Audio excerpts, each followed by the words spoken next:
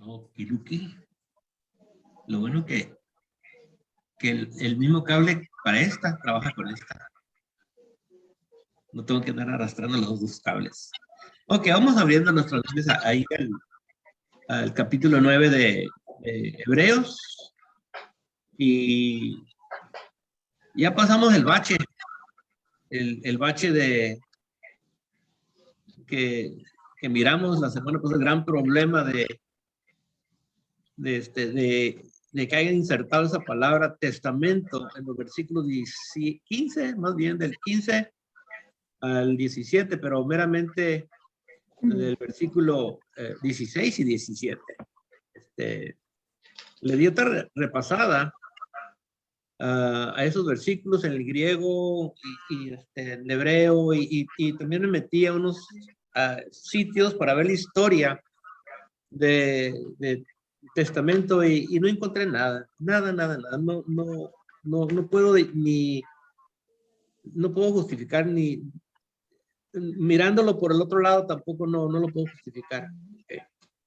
Así es que nos pasamos de nuevo al tema. Vamos a regresar al tema, ¿verdad? Pues sí, vamos a detener un poquito nomás, ¿verdad? Pero un repaso de lo que hemos estudiado en el capítulo 7, versículo 11, dice ahí que si el sacerdocio levítico pudiese perfeccionar, entonces no fuera necesario introducir o hablar de otro sacerdocio, refiriéndose al sacerdocio de Melquisedec, ¿verdad? Porque ese se cita ahí en Salmo 110 y versículo 4. Y en el 7:19 dice que la ley nada perfeccionó. ¿Okay?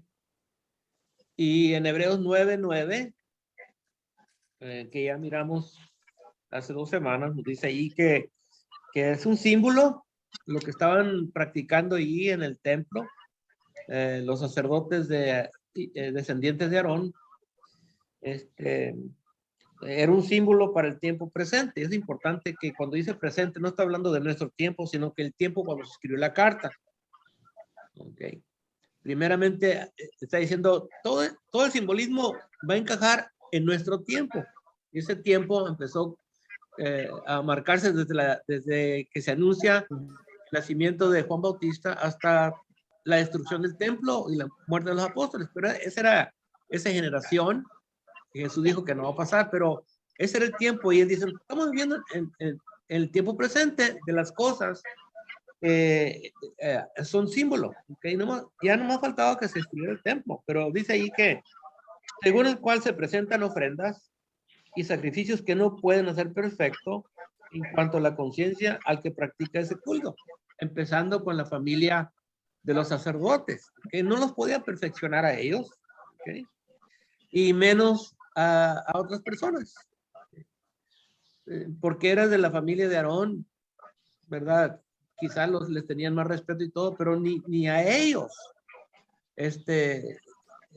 les quitaba el problema de la conciencia, el pecado, que o sea, no se perfeccionaban. Y luego el capítulo 10, vamos a leer el versículo 1 al 3, porque la ley teniendo la sombra de los bienes venideros, no la imagen misma de las cosas. El capítulo 1, versículo 1 al 3, nos dice que Jesús es la imagen misma de Dios. Pero los animalitos y todo lo que se sacrificaba, el trabajo del sacerdote, dice, no es la imagen misma. ¿Okay? Nomás era una sombra de los bienes venideros, no la imagen misma de las cosas. Dice, nunca puede, por los mismos sacrificios que se ofrecen continuamente cada año, ser perfectos a los que se acercan. No puede, no podía, esto no puede, esto no perfeccionaba y así se va. ¿Okay? Y dice allí, de otra manera cesarían de ofrecerse, pues los que tributan ese culto limpios una vez no tendrían ya más conciencia de pecado. ¿Okay? Entonces, pero en esos sacrificios cada año se hace memoria de los pecados, porque la sangre de los toros y los machos cabríos no pueden quitar los pecados. ¿Okay? Así es que tenemos todas estas palabras que corrigen los pensamientos de la gente. Corrigen los pensamientos que ellos tenían de ese culto que se llevaba a cabo allí. Marta, you need to mute. Okay. Ahora, si se pudieron lograr redención por los sacerdocio levítico, entonces, ¿para qué hablar de otro sacerdote? Okay. ¿Para qué tener el plan? Okay. ¿Para qué las profecías? Sería en vano si se pudiera arreglar. Ahora, insisto que es lamentable la introducción de testamento y testador en los versículos 16 y 17. Okay.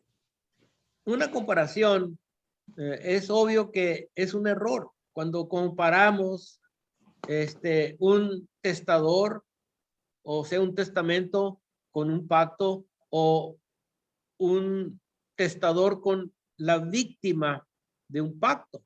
¿Okay? Un testador, para empezar, no derrama su sangre cuando hace el testamento. No muere como un maldecido tampoco. Okay. Todo lo que se demanda de la víctima de un pacto, okay, no se demanda de un testador. Así es que estamos hablando de dos cosas completamente diferentes. Okay. Un testador puede morir en diferentes maneras, de enfermedad, puede morir en un accidente, puede morir, lo asesinan, puede morir se puede resbalar en una hoja de plátano y quedar ahí. Okay. Así es que es muy diferente. Los pactos eran válidos cuando se derramaba la sangre de un animal limpio. Okay. Y las personas que hacían el pacto caminaban sobre la sangre. Ahora, ¿dónde encontramos un testador que haya muerto como una víctima de un pacto? No lo van a encontrar en la Biblia, no lo vas a encontrar en ninguna enciclopedia, que en cualquier librería que vayas, biblioteca, no vas a encontrar en ningún libro secular. Okay.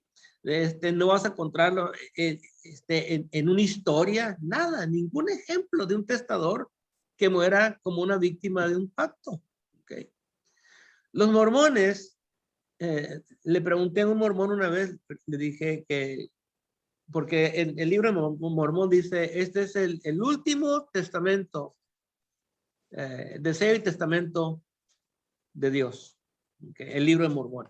Tienes el Antiguo Testamento, tienes el Nuevo Testamento, y este es el último testamento, el libro de Mormón.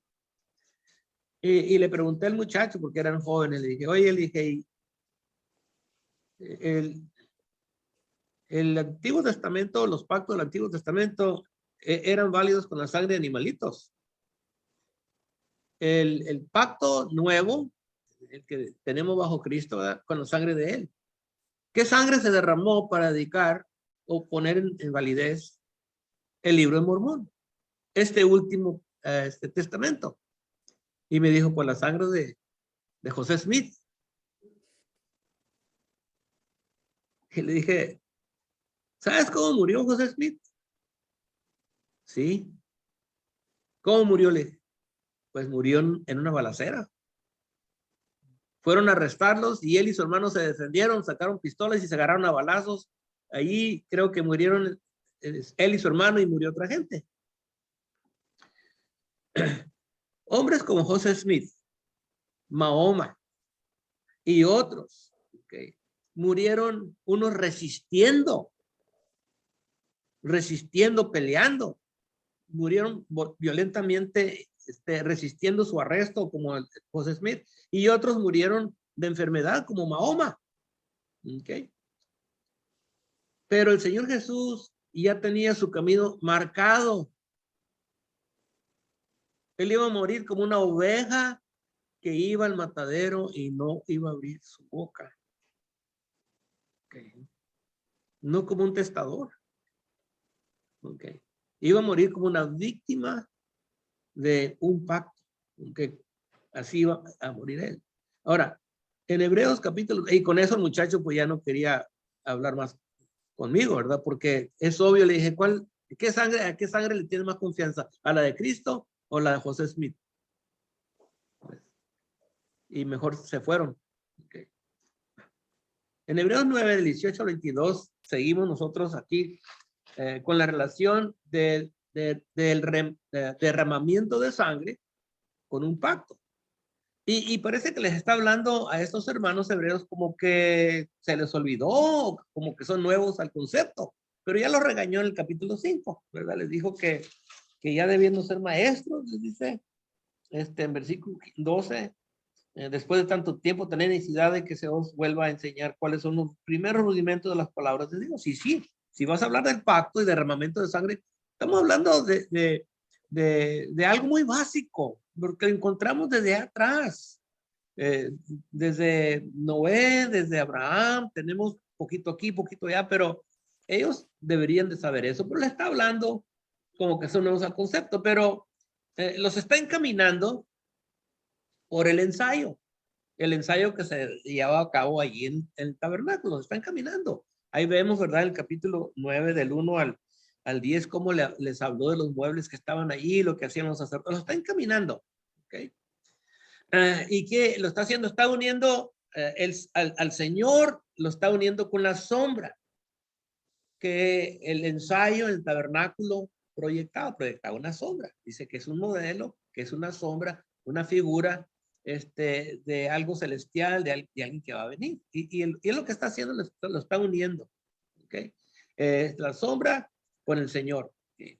Había un tabernáculo terrenal perfecto, pero era solo un modelo.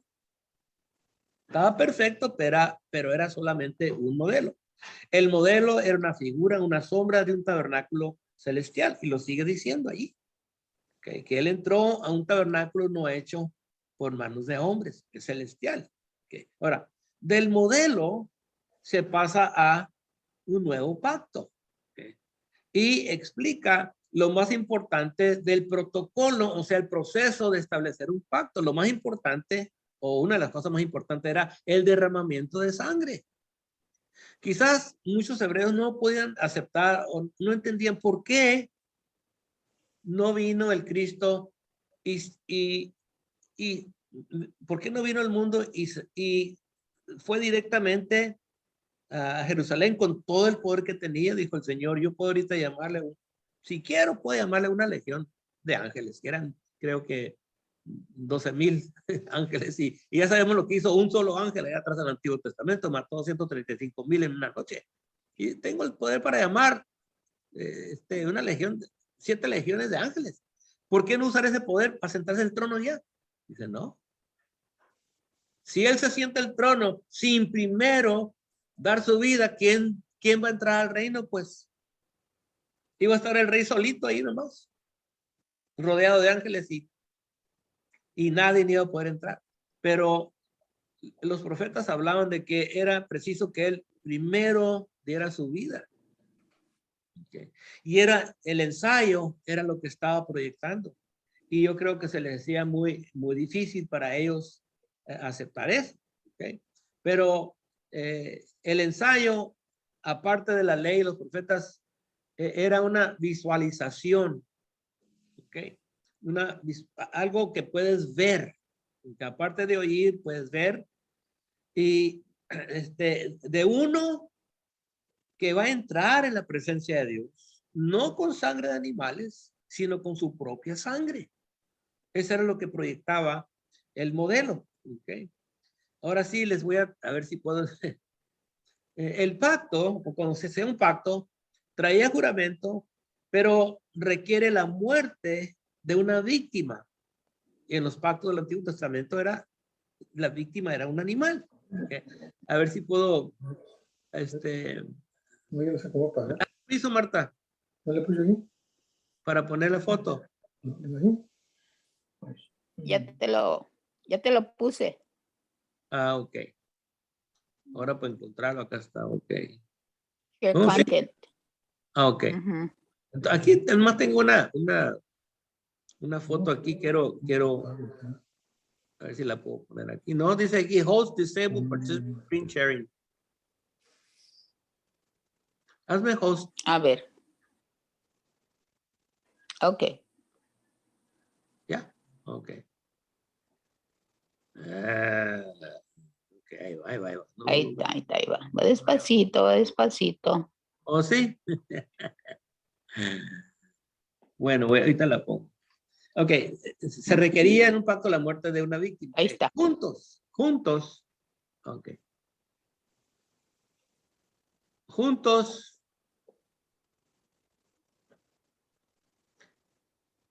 ahí está. Juntos, juntamos el ensayo con el protocolo de un pacto y vemos claramente la obra del Señor para redimirnos del pecado, que se requería la muerte de una víctima, y es lo que hacían cuando se establecía un pacto. En este caso lo degollan y luego lo cortan en la mitad. ¿Se acuerdan? Lo cortaban en la mitad, Berit ponía una mitad a un lado y la otra mitad en el otro lado y caminaban por medio de las partes del becerro, en este caso un cordero, y se pronunciaban bendiciones, maldiciones, ¿verdad? Pero así es como se establecía el pacto, ¿okay? Tenía que morir la víctima y caminar sobre la sangre de ellos. Entonces, eso proyectaba claramente la obra para redimirnos del pecado. ¿Okay? No era un plan improvisado, o sea, como que esto vamos a tener que... No, era un plan de Dios desde el principio. ¿Okay? Y miren, vamos a leer aquí, quiero leerles aquí de 2 Timoteo capítulo 1, del 9 al 12. ¿Okay? Primera de Timoteo, 2 Timoteo, perdón, capítulo 1, del 9 al 12. Y la pregunta es, bueno, la pregunta es, pero queremos notar aquí la completa confianza que tenía el pico. el apóstol, ¿ok? Y él estaba encarcelado, ¿ok? Y él siente que pronto lo van a matar, le van a cortar la cabeza, porque así mataban a los romanos, ¿ok? Segunda Timoteo capítulo 1 y versículo 9. Dice, bueno, el 8, por tanto dice, no te avergüences de dar testimonio de nuestro Señor, ni de mí, preso suyo, sino participa de las aflicciones por el evangelio según el poder de Dios, quien nos salvó y llamó con llamamiento santo, no conforme a nuestras obras, dice, sino según el propósito suyo y la gracia que nos fue dada en Cristo Jesús antes de los tiempos de los siglos. Okay. Y esto se repite en el libro de los Hechos, se repite con el Señor, se repite en la primera de Pedro. No fue un plan improvisado.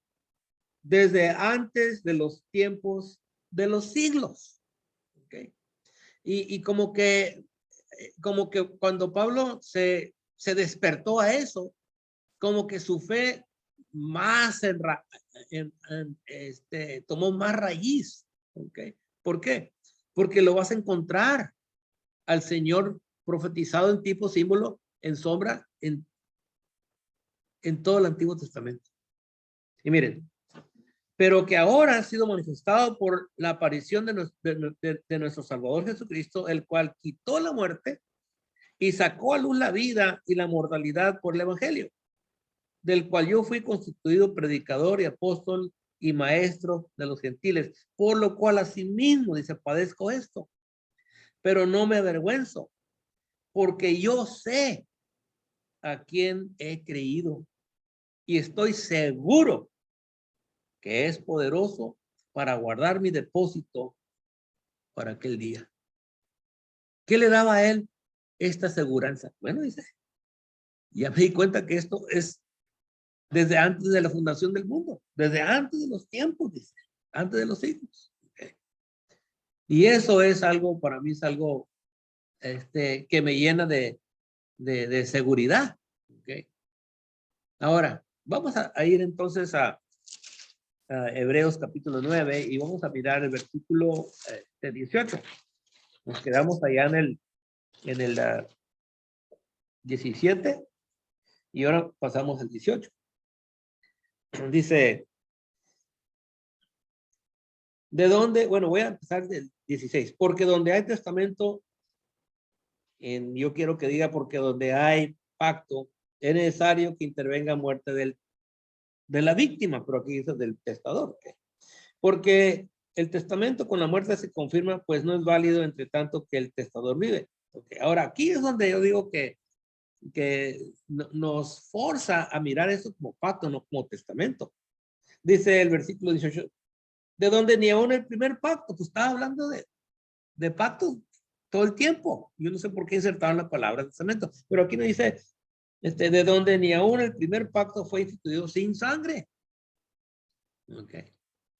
Y aquí es donde va a hacer hincapié él. La sangre, pues, se tenía que derramar sangre. Okay. Jehová hizo muchos pactos. Aquí menciona el primer pacto. Okay. Y hizo pacto con individuos como Noé, que es un pacto temporal. Hizo un pacto con Abraham, y ese es un pacto eterno, abarca desde los tiempos de Abraham hasta nuestros tiempos, ¿ok?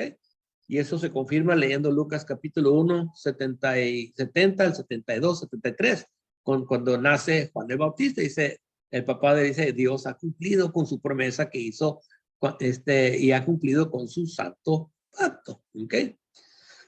Y luego el pacto que hizo con Abraham fue perpetuado y renovados con Isaac y Jacob. Y por eso siempre se encuentra Abraham, Isaac y Jacob. Hice pacto con Abraham, Isaac y Jacob, pero era el mismo pacto. ¿Okay? Y lo hizo pacto con Israel. Hizo un pacto en Sinaí cuando salieron de Egipto, y luego renovó el pacto otra vez en Moab, después de 38 o 40 años antes de entrar a la tierra prometida. Y luego hizo un pacto con el remanente de Israel que regresaron de Babilonia. Hizo pactos con individuos que eran miembros de la nación de Israel, como con David. Dijo, no te va a faltar varón que se siente en tu trono. Okay. Y también hizo pacto con Aarón, con la tribu de Leví. Y le dijo que mientras ustedes guardan sus genealogías, dice, no va a faltar varón que trabaje en mi casa, en el santuario. ¿Sí? Así es que la historia, desde el principio, sigue una línea de pactos. ¿Okay? La entrega, cuando estamos hablando de pactos, estamos hablando de la entrega de Jehová para redimir al hombre caído. ¿Okay? Dios promete, pero Dios asegura con el protocolo de un pacto, diciéndoles, mira, yo voy a cumplir. ¿Okay? Y si no cumplo, entonces yo no soy Jehová. Yo no hice el mundo, yo no hice el cielo, no soy nadie. Pero así era el juramento. ¿Okay? Cuando juraba en su nombre, si yo no cumplo, yo no soy Jehová. ¿Okay? Pero Dios va a cumplir. ¿Okay? Ahora, la referencia al primer pacto aquí es el que Jehová hizo con Israel al pie del monte Sinaí. ¿Okay? Es el primer pacto al que se refiere aquí. ¿Okay? Este pacto, como todos los pactos, fue instituido con sangre. Es lo que está diciendo el primer pacto, dice. Fue instituido, no fue sin sangre, o sea, fue constituido con sangre. ¿Okay? Y ellos tenían que recordar eso. Pues sí, ¿verdad? Y ahorita vamos a leer el texto completo. ¿Okay? Pero fue constituido con sangre. Ahora, en la Biblia, por ejemplo, en 1 Samuel capítulo 18, leemos allí de que David y Jonatán hicieron un pacto. 1 Samuel capítulo 18. Pero es todo lo que dice. No menciona que compraron o que sacrificaron animales y caminaron entre la sangre. No menciona eso, nomás dice que hizo pacto. ¿Okay? Así es que cuando lees la escritura, hay veces que vas a leer que hicieron pacto, pero no siempre va a mencionar todo el protocolo, nomás que juraron, a veces que nomás juraron. ¿Okay? Y tenemos ese ejemplo varias veces en la Biblia, pero vamos a leer aquí nomás. En 1 Samuel capítulo 18, dice, y versículo 1. Aconteció que cuando él hubo acabado de hablar con Saúl, el alma de Jonatán quedó ligada con la de David. Y lo amó Jonatán como a sí mismo. Y Saúl le tomó aquel día y no lo dejó volver a casa de su padre. E hicieron pacto Jonatán y David, porque le amaba como a él mismo.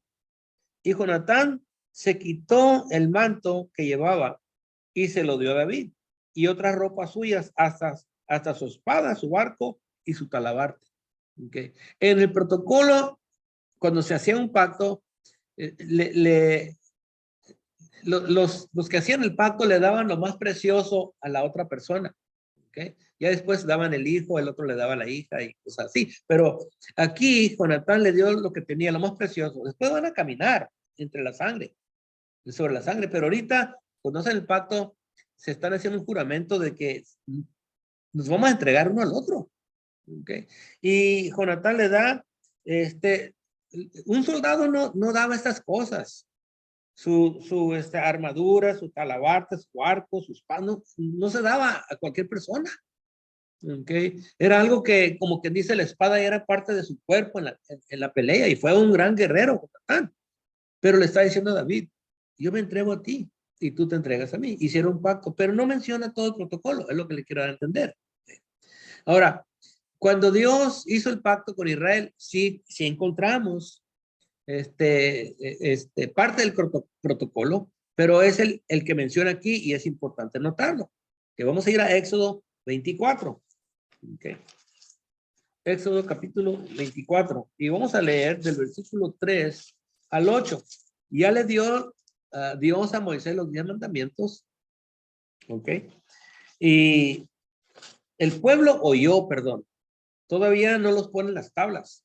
El pueblo oyó la voz de Dios. Y ese es otro aspecto del protocolo, que cuando se hacía un pacto era cara a cara. Ok.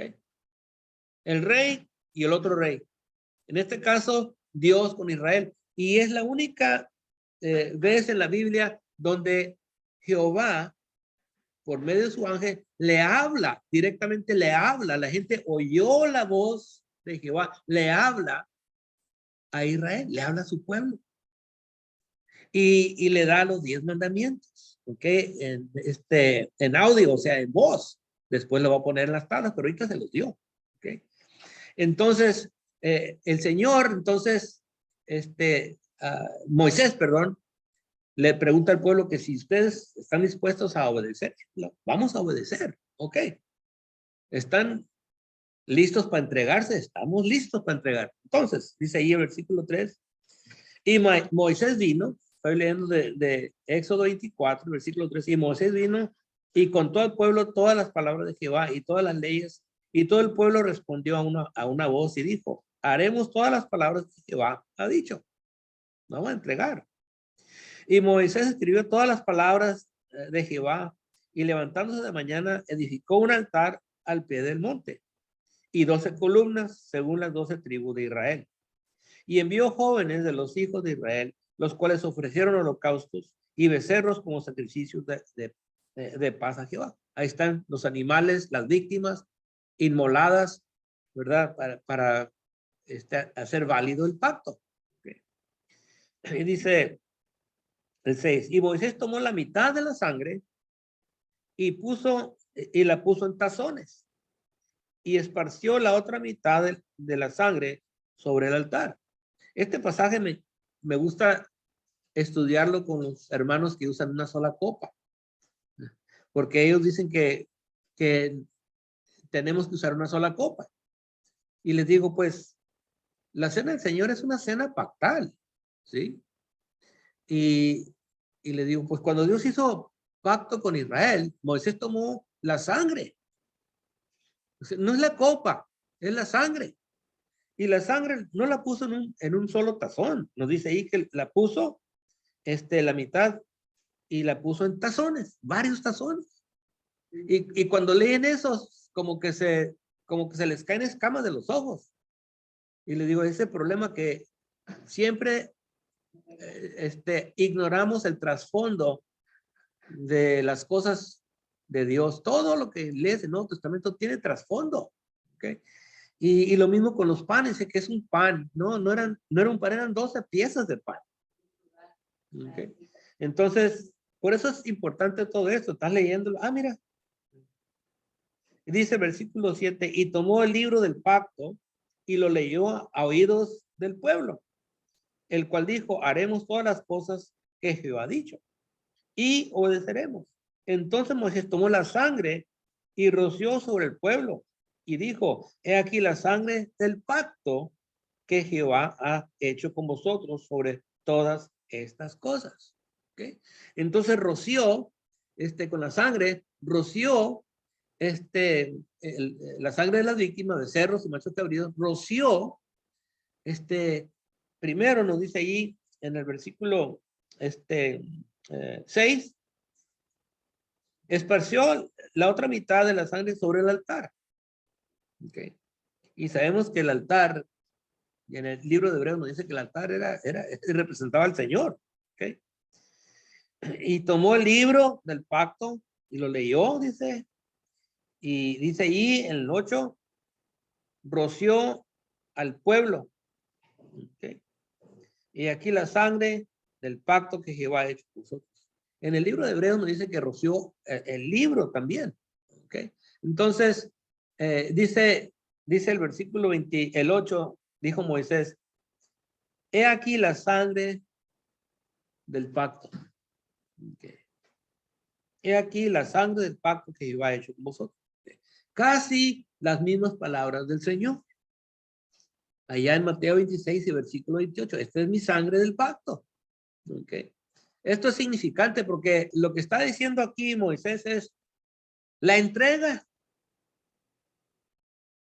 Con la sangre está representando la entrega. ¿Ok? Y el Señor cuando dice, esta es mi sangre del pacto, Él está diciendo, esta es mi entrega. En el protocolo, o sea, en la dedicación de los pactos, se tenía que decir eso. Agarraban el recipiente, una taza, lo que decían, esta es la sangre del pacto. ¿Ok? Tomaban la copa y apuntaban a los animales, a los cuerpos de los animales, y la sangre apuntaban y decían, así de dedicado seré yo a este pacto. Así me entrego yo a cumplir. Igualmente, ese soy yo si olvido el pacto. Okay. Que me partan en la mitad. Y estamos hablando entonces de una expresión de entregarse, en este caso, de entregarse a Jehová, porque Jehová está entregado. No nomás es la gente entregarse, Dios primero se entrega al pueblo. Okay. Y nos dice acá en Hebreos, además roció el tabernáculo. Okay. Acá regresando a Hebreos capítulo 9 y versículo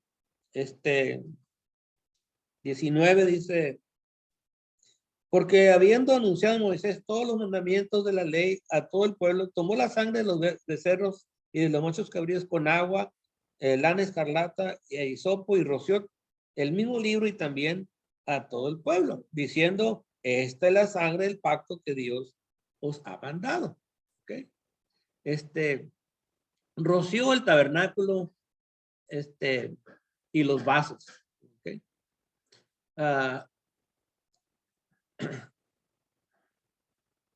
Además, dice, roció el tabernáculo, vasos, o sea, los utensilios, pues, cuando dice ahí vasos, los utensilios. ¿Okay? Todo lo roció con sangre. Y es para que ellos entiendan que no solamente el pueblo, el libro, pero todo el tabernáculo, todas las cosas que están asociadas con el tabernáculo, son santas, o sea que no las profanen, ¿ok? Porque estas, todo lo que se lleva a cabo en el tabernáculo es un mensaje, el símbolo o tipo. El Hijo de Dios está en todo el ensayo, el tabernáculo y el protocolo del pacto, en todo. Ahí está el Hijo, ¿ok? La profanación del tabernáculo trajo devastación a Israel. Por eso se lo llevaron 70 años en cautiverio. ¿Por qué? Porque metieron un ídolo en el templo.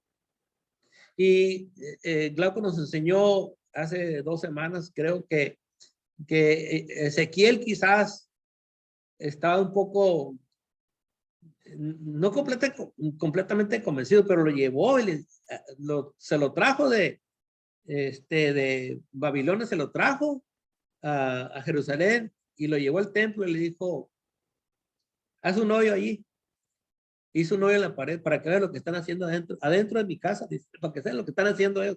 Y entró y pues estaban ahí un montón de ídolos y quemando el incienso al dios del sol y cosas así. Y dijo, por eso voy a destruir ese lugar. Por eso voy a destruir el templo de Salomón. Después no después, pero antes de eso ya había advertencias. Cuando los filisteos capturaron el arca, ¿se acuerdan lo que les pasó? Los filisteos capturaron el arca y se lo pasaron de una ciudad a otra porque les empezaron a salir tumores. porque ellos no sabían, eran gentiles, no sabían. Lo voy a poner aquí junto con mi Dios. Y dijo Dios, yo no voy a estar aquí. Y Dios no pidió que lo rescatara. Yo solito voy a salir de aquí. Les cayeron tumores allá, ¿saben dónde? Y luego lo pasaron a otra ciudad peor. Y por fin lo pasaron a la última ciudad y la gente dice, ¿sabes qué? Hay que sacar este arca de aquí. Y lo sacaron. Y cuando David quiso moverlo de un lugar a otro, porque lo quería llevar a Jerusalén, pues le llevaron un carro nuevo a Dios, fíjense nomás. Qué impresionante. Dios con un carro nuevo, Dios va a decir, no importa que no sea según el orden. El carro nuevo me tiene fascinado.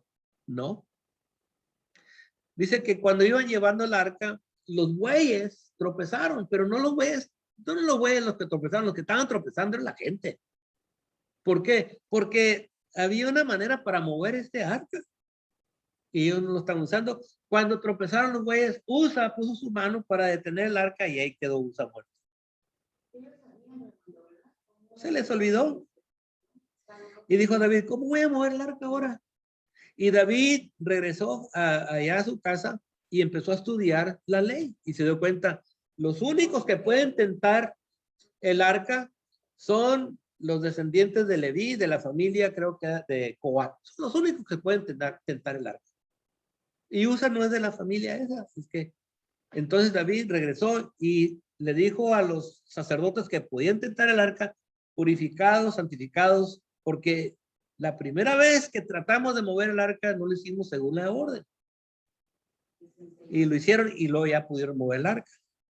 Después los caldeos, el hijo de Nabucodonosor hizo una fiesta, invitó a todos sus amigos y en la borrachera dijo, traigan los utensilios, dijo, que trajo mi padre allá de Jerusalén, dice, y empezaron a beber.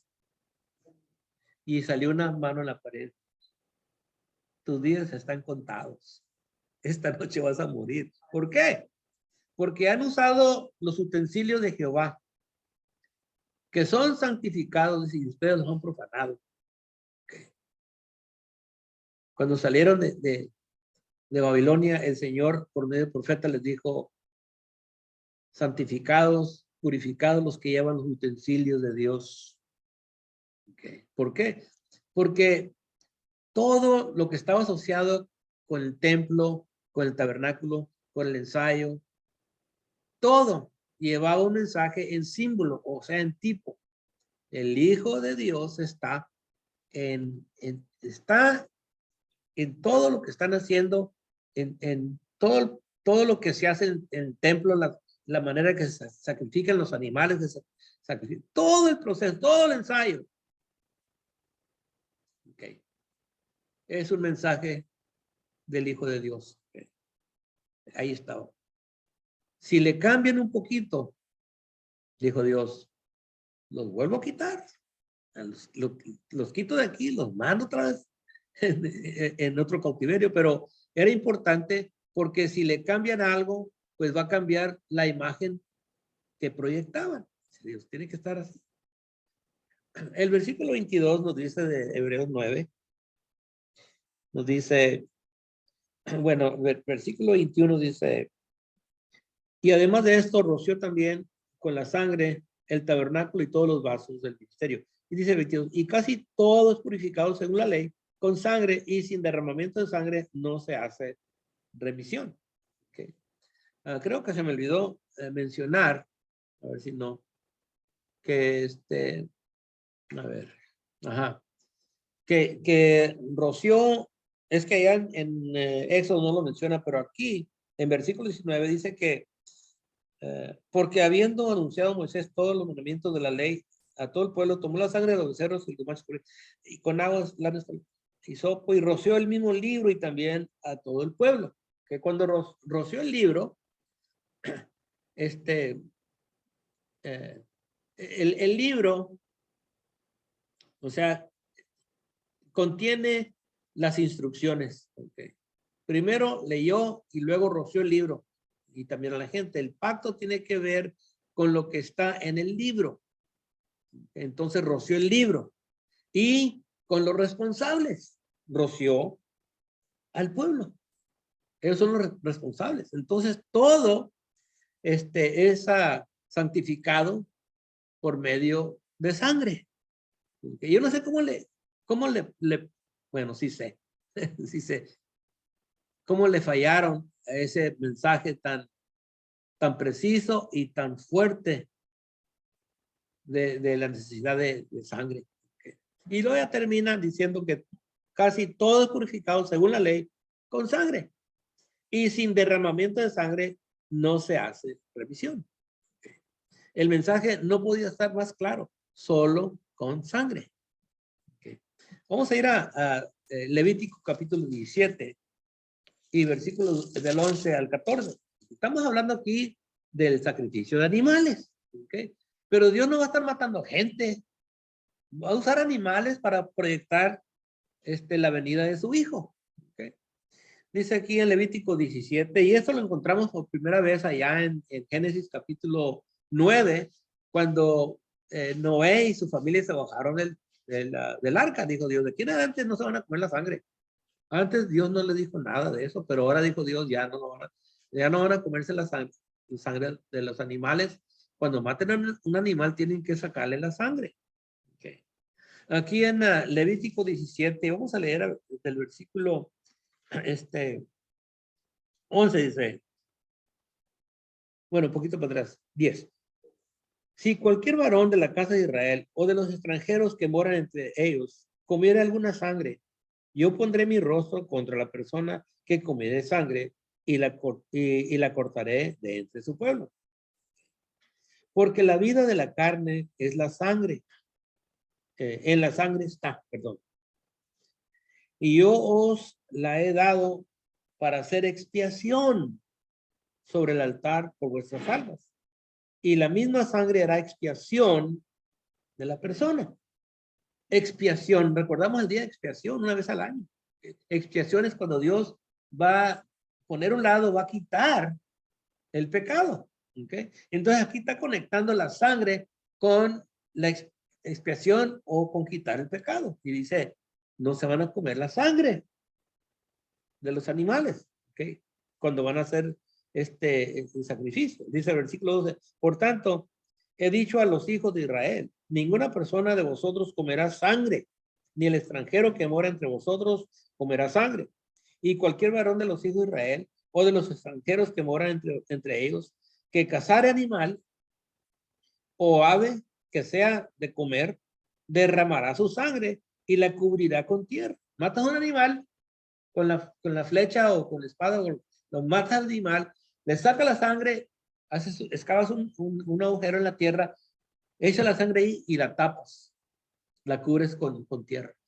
No te la vas a comer. Hay gente que dice que sabe mucho mejor la carne con sangre. Si vas al restaurante y dices, ¿cómo quieres la carne? La quiero así nomás. No la quiero bien, porque cuando la cortas, sales. Y ustedes no van a hacer eso. Ustedes no van a comer sangre. ¿Okay?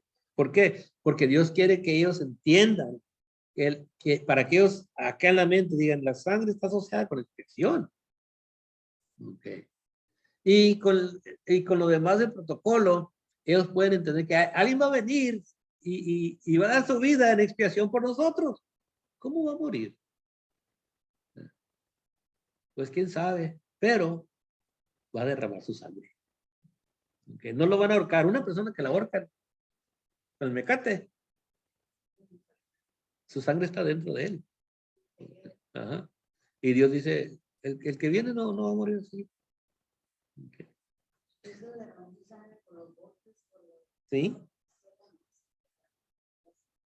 Dice el versículo 14, dice, porque la vida de toda carne es su sangre. Por tanto, he dicho a los hijos de Israel, no comerá la sangre de ninguna carne, porque la vida de toda carne es su sangre.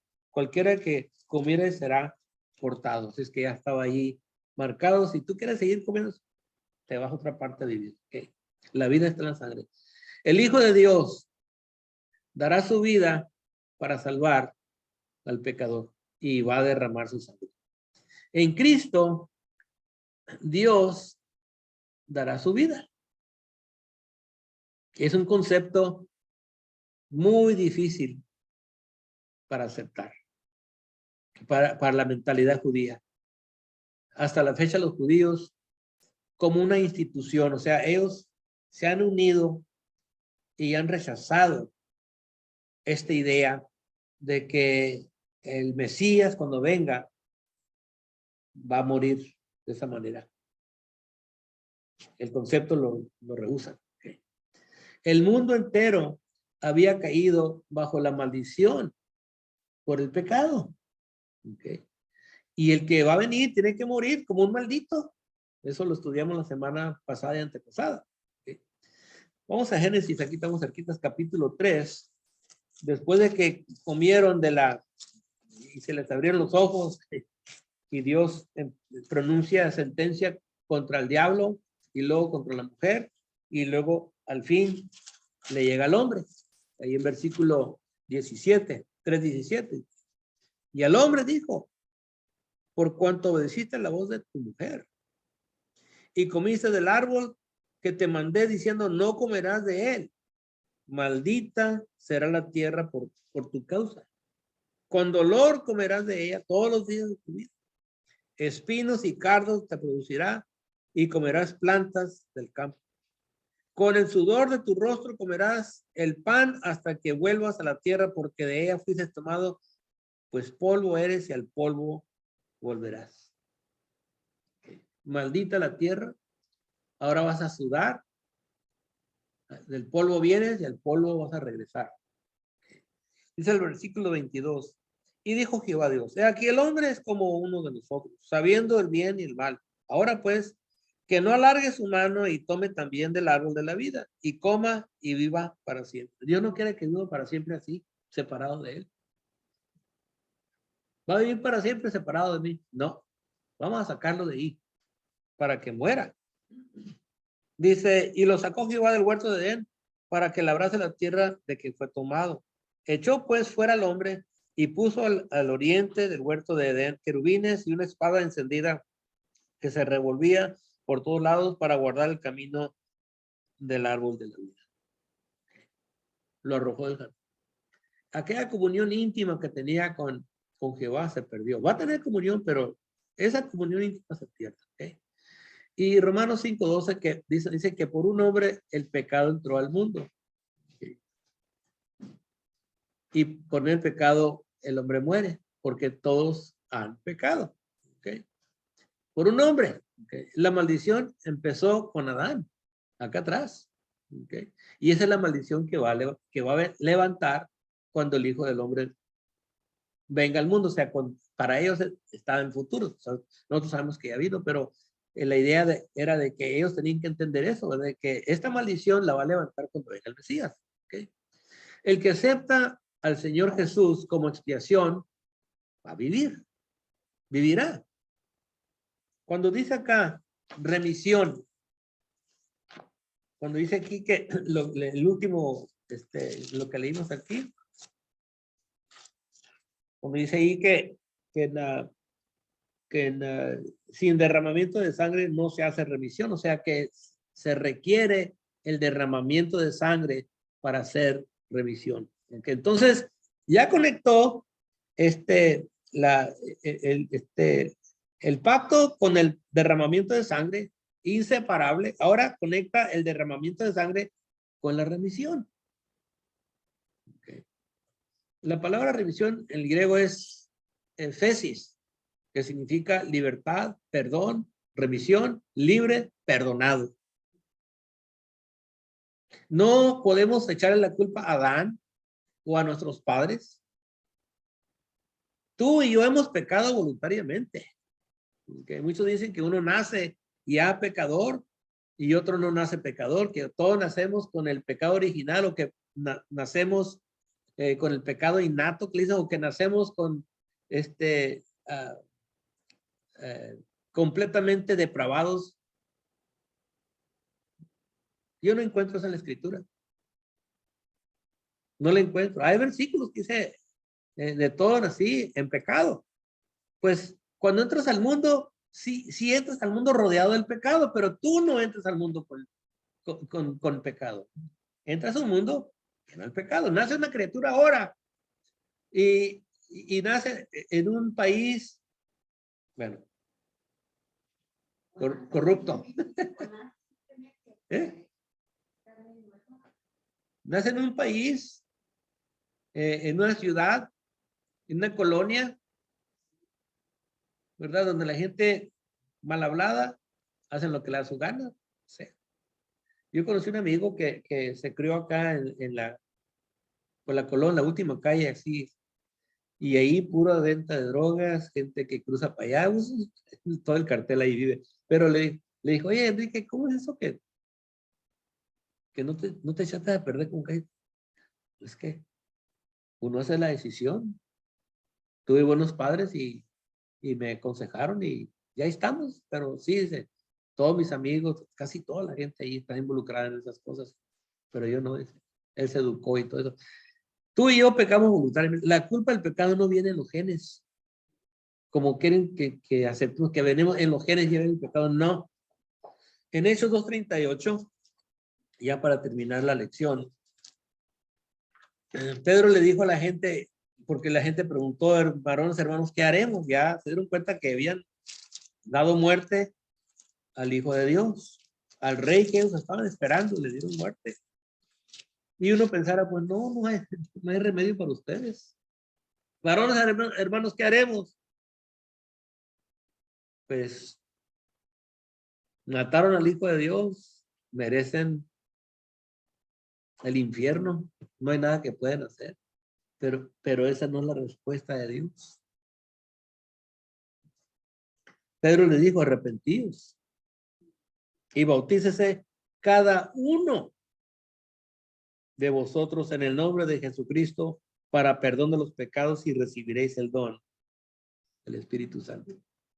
Cada uno en particular, cada uno tiene que tomar su propio paso al arrepentimiento y de ahí acompañar al Señor en su muerte, sepultura y resurrección en el bautismo. Okay, es lo que te digo. Y no crean que toda la gente arrebató, no. Quizás era 1 millón de personas ahí en Jerusalén. No sabemos cuántos estaban oyendo, pero nos dice en versículo 41 que fueron como 3,000 personas. Dice, y así que los que recibieron su palabra fueron bautizados y se añadieron aquel día como 3,000 personas. No todos, pero 3,000 personas. Cada una de esas personas hizo la decisión individualmente. Entonces, así terminamos el estudio esta mañana y llegamos hasta el versículo 22, ya con el favor de Dios, si nos da licencia el domingo que viene, ya vamos a terminar el capítulo 9.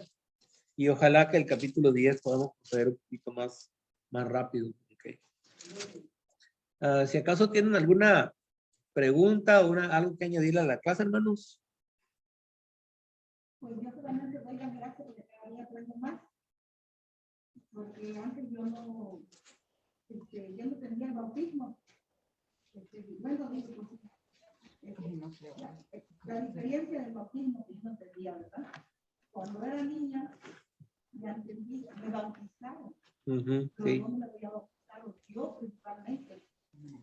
Entonces, ahí, de su propia voluntad.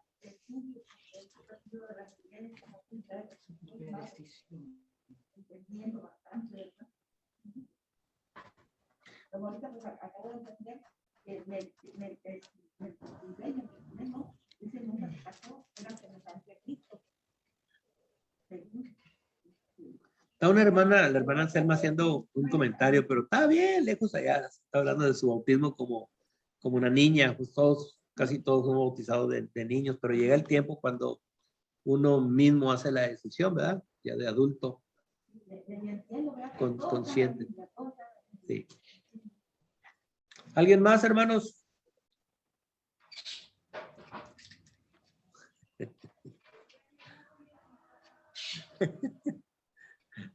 Ok. Está comiendo el hermano. Muy bueno, hermano, el estudio, muy positivo y hermoso para nosotros, porque toda la mala enseñanza de acuerdo al Antiguo Testamento y Nuevo Testamento, vemos, hermano, las equivocaciones con las cuales a nosotros nos instruyeron en el pasado. Y viendo, hermano, a la luz de la palabra de Dios, lo real de lo que habla de la sangre de Cristo Jesús y el nuevo pacto, yo creo que eso nos ayudará mucho, hermano, a tener los conocimientos verdaderos de la palabra de Dios. Y nosotros le agradecemos a usted, hermano Raimo, que se prepara para ayudarnos, para tener estos conocimientos exactos de la palabra de Dios. Gracias, hermano. Yo pues, me encanta el estudio para empezar. Así es que me recreo también. Así como Glauco se me estoy recreando con esto. Pero qué bueno, hermano, que estamos aprendiendo. Amén, hermano. Porque para mí es nuevo. Hermano, para mí es nuevo porque yo los pactos no los había estudiado, hermano. Pues, digo, estamos Para hablando mí es de nuevo y agradezco a Dios que 40 hasta años. este momento, hermano. Sí. Sí, amén. Sí, Uh-huh. sí. Ok, vamos a parar aquí. Pero gracias a Dios, hermano, gracias a Dios que Dios nos da la oportunidad de tener el conocimiento del pasado y tener, hermano, el conocimiento exacto de la palabra de Dios. Yo sé que los hermanos que no han sido, por decirlo así, mal enseñados, van a aprender bien el consejo de Dios, desde lo que usted ahorita lo está enseñando. No se van a dejar, hermano, engañar como nosotros los dejamos engañar en el pasado. A lo menos que nos dé una, ¿cómo se llama? Una despertada, ¿verdad? Para darle un mejor examen al Antiguo Testamento, porque muchas veces nos peleamos por palabras. Sí, sí. La Iglesia de Cristo se ha dividido muchas veces por palabras nomás. Pero las palabras tienen su trasfondo, tienen su origen allá atrás. Amén, hermano. No podemos mirar la escritura con ojos del siglo XX, porque todo está diferente. Tenemos que ir y acompañar a la gente allá, cómo pensaban ellos y cómo le entendían las cosas, y ya vamos a tener mejor, porque, como le digo, casi todos los pleitos que hemos tenido, desde primeras, segundas nupcias, ¿se acuerda, hermano? La copa y el velo y un montón de cosas.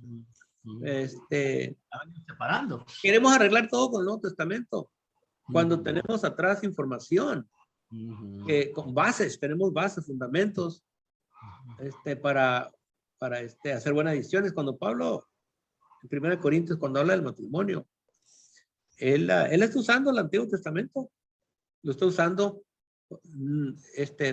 para dar consejos. Cuando dice ahí, yo hablo y no el Señor, pues esta es mi opinión, pero aquí habla el Señor y no yo.